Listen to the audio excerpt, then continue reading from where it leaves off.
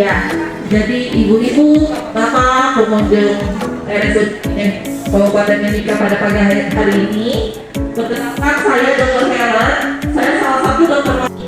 Jadi pagi ini dalam rangka memperingati Pekan Glaukoma Sedunia, saya mau memberikan materi tentang glaukoma atau mereka biasa bilang psikosomatik. Glaukoma itu apa sih sebenarnya ya? Glaukoma di sini adalah gangguan mata, jadi terjadi peningkatan tekanan cairan di dalam bola mata. Jadi yang tadi dokter bilang supaya bola mata itu keluar itu ada gel sama cairannya, dan cairan ini meningkat. Jadi glaukoma adalah tekanan bola mata yang meningkat. Kenapa sih bisa menyebabkan kebutaan atau pandangan kurang? Karena kalau dia meningkat, dia akan tekan kabel atau saraf mata di dalam sini. Jadi kalau sesuatu ditekan lama-lama, dia fungsinya akan berkurang, makanya akhirnya jadi rusak pada saraf mata.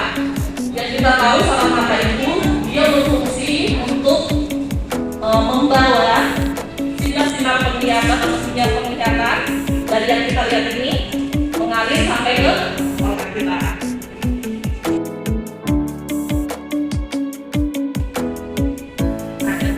Kenapa sih glaukoma itu bisa terjadi? Jadi glaukoma itu terjadi karena tidak seimbang antara yang diproduksi, cairan yang diproduksi sama jumlah yang dibuang. Karena tidak seimbang ini, makanya cairan jadi meningkat. Entah itu produksinya yang banyak, dikeluarkannya banyak, atau memang salurannya yang tersumbat jadi tidak bisa dikeluarkan sempurna. Nah, ini begini, apa saja faktor risiko dari glaukoma? Jadi berbagai penelitian bilang bahwa orang-orang yang punya ras Afrika atau Asia itu kita ya, rata-rata punya risiko glaukoma karena genetik.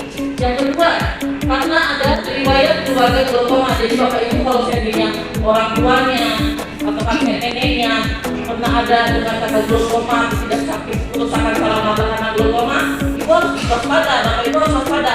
Apakah ada riwayat yang terkena ke bapak ibu atau tidak? Kemudian faktor risiko lain itu mempunyai dinding mata yang dangkal. Tadi kan dokter sudah jelaskan. Jadi struktur mata ini ada ruang di sini. Nah, ruang ini untuk mengalirkan air pengisi bola mata. Jadi ibaratnya salurannya. Kalau seandainya salurannya memang terbentuknya secara genetik dia sempit, berarti dia tetap punya resiko untuk terjadi glaukoma. Kemudian ini kasus yang lain, cedera mata. Jadi pasien-pasien yang pernah terbentur matanya atau kena pukul atau tidak jatuh, jadi kuat langsung kena di matanya bisa menyebabkan peningkatan tekanan bola mata dan glaukoma juga. Ini juga penting nih, konsumsi obat steroid dalam jangka waktu lama paling sering dokter ketemu. Jadi biasanya pasien-pasien mata merah datang berobat sendiri ke apotek, terus bilang saya matanya merah. Jadi mereka kasih obat. Nah, kita tidak tahu kandungannya apa. Kalau ternyata kandungan obat yang diberikan adalah obat steroid, dan itu ibu bapak ketergantungan, contohnya sakitnya itu adalah sakit virus. Virus itu tidak perlu diberikan antibiotik atau tidak obat steroid, tapi karena dibeli sendiri ditetes, karena punya ketergantungan nanti mata merah sedikit tetes, mata merah sedikit tetes, akhirnya steroid ini punya efek untuk menyebabkan tekanan bola mata tinggi juga.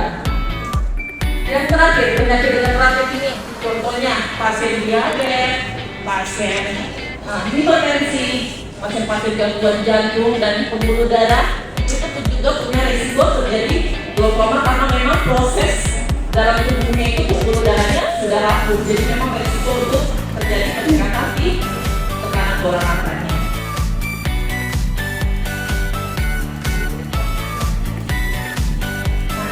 Ibu bapak harus tahu apa saja gejala glaukoma.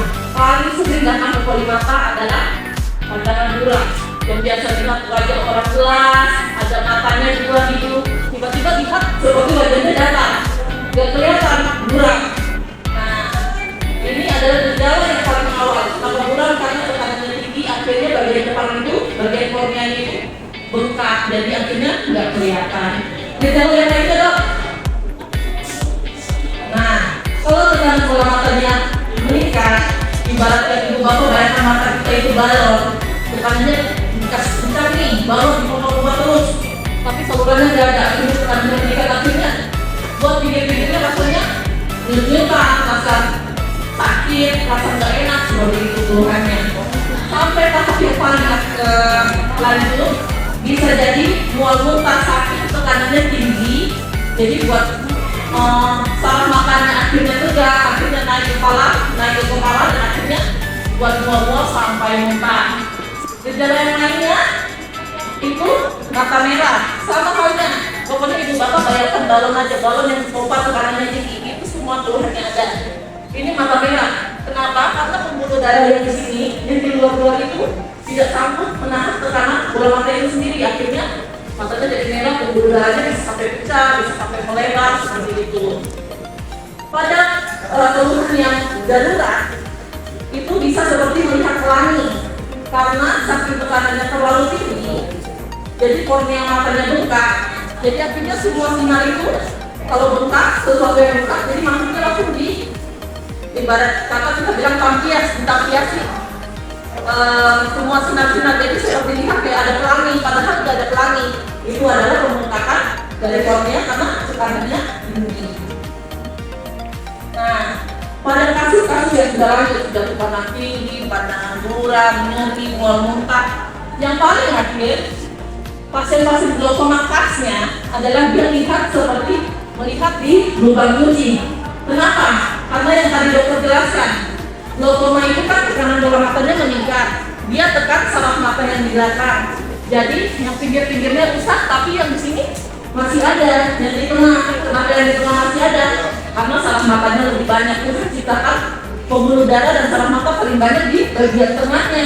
Jadi yang pinggir-pinggirnya rusak, yang tengahnya masih ada. Jadi kasih itu kita lihat seperti lihat dalam lubang kunci atau tidak jalan di terowongan. Jadi pinggir-pinggirnya gelap, tapi tengahnya masih kelihatan.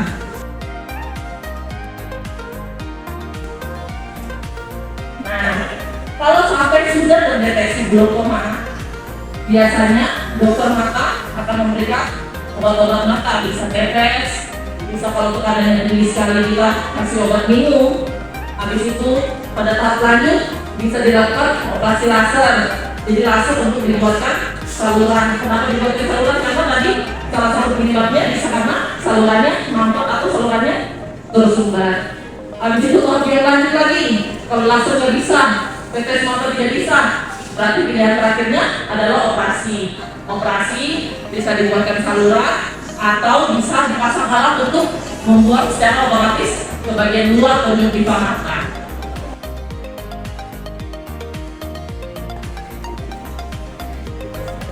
Nah ini yang terakhir, bagaimana mencegah glaukoma? Ini penting sekali ya Bapak Ibu. Yang pertama, kita harus jaga kondisi badan kita supaya tetap sehat dengan cara makan makanan yang sehat dan bergizi, olahraga juga teratur. Jadi kan tadi salah satu faktor resikonya kan kelainan metabolik, misalnya diabetes atau hipertensi atau kelainan jantung. Jadi kita harus olahraga secara teratur. Nah, penting kurangi asupan kafein dan garam. Nanti ada satu slide penelitian garam. Kenapa? Karena kafein dan garam itu dia menarik cairan. Jadi seharusnya cairan bola mata yang harusnya keluarnya banyak, jadinya ditahan. Jadi itu juga punya faktor resiko untuk terjadi glaukoma. Nih, pemeriksaan kesehatan mata berkala. Jadi kalau ada keluhan mata, baiknya di atas 40 tahun tetap periksa ke dokter mata untuk tahu sakitnya apa. Kemudian ini, hindari rokok. Pasti banyak yang merokok. Kenapa harus dihindari? Karena rokok itu salah satu membuat pembuluh darah kita jadi lebih rapuh. Jadinya resiko untuk glaukoma tetap ada. Nah ini salah satu ya, kalau menjaga kesehatan jaga berat badan. Nah penting ini, minum air dengan jeda. Kenapa? Jadi kita kan tidak tahu apakah kita itu punya faktor risiko glaukoma atau tidak. Pasien-pasien yang memang ada faktor risiko glaukoma yang tadi. Oke, sekian dari kepala tentang glaukoma psikologi penglihatan. Terakhir, ya di mata kita, tadinya kita bisa bertanya kepada dokter spesialisnya. Karena jarang ya kita bertemu dengan dokter spesialis yang tidak mau memberikan penyuluhan. Oleh sebab itu, kami mempersilakan Bapak Ibu kalau mau bertanya. Ibu bertanya, silakan Ibu. Baik, terima kasih Dok. Kebetulan saya ada sakit tiroid dan juga ada gula darahnya. Nah, memang kalau pakai kacamata agak terang, cuma kalau udah kelamaan pakai perih. Nanti kira-kira, cuma kalau tidak pakai kan ya udah lurus semua, nggak bisa baca. Apakah ada hubungannya dengan penyakit yang sedang diderita? Terima kasih dokter. Ya, terima kasih. Dengan Ibu siapa, Ibu? Ibu Nona. Ibu Nona. Ya, Ibu Nona, terima kasih atas pertanyaannya. Jadi Ibu Nona ini bertanya, Ibu Nona dengan riwayat sakit tiroid, pakai kacamata kok kadang-kadang jadinya perih, nggak enak gitu ya, kalau lama ya. Jadi sebenarnya tiroid dengan yang perihnya itu bisa dibilang ada hubungan juga. Jadi kalau tiroid itu biasanya karena kadar tiroid hormonnya meningkat, jadi buat efek di otot matanya ada yang membesar. Biasanya khasnya itu pasiennya matanya suka kering, bisa sampai tahap lanjut itu matanya menonjol. Jadi ketika memakai kacamata itu kan berarti ibu fokus untuk melihat sesuatu yang dekat. Jadinya biasanya normal mata kita kalau berkedip itu bisa sampai 16 kali, 15-16 kali per menit. Ketika kita fokus melihat sesuatu yang dekat, entah itu main HP, entah itu aktivitas di depan komputer, membaca, menulis, itu mata kita fokus, jadi berkedipnya itu berkurang, bisa sampai 5-6 kali aja per menit, yang normalnya 15-16 kali. Jadi itu yang buat mata rasanya nggak enak, mengganjal seperti itu Bu. Cuma karena kalau seninnya di bawah dari 40 tahun kadang faktor untuk menghasilkan air mata itu relatif baik, tapi kalau di atas itu kadang sudah berkurang karena faktor usia. Di mana ya Bu? Jadi memang beberapa kasus harus dibutuhkan untuk pemberian obat tetes air mata buatan supaya air mata tetap terdistribusi dengan baik, mata tidak kering, supaya lebih lebat seperti itu makanya. Gitu Ibu. Jadi memang ya ada hubungannya juga dengan tiroid. Kemudian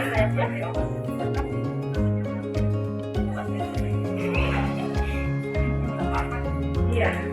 Jadi beberapa pasien-pasien memang sangat takut. Jadi orang-orang berhubungan dengan obat tetes mata tuh semuanya takut.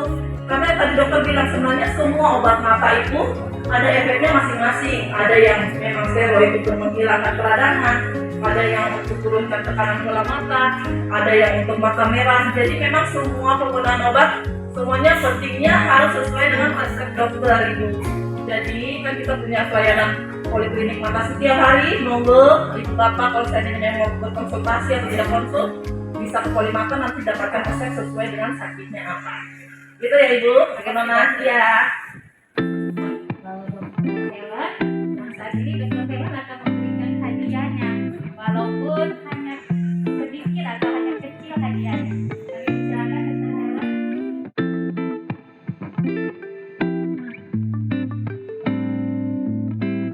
Bapak sudah siap-siap bertanya. Silakan Bapak.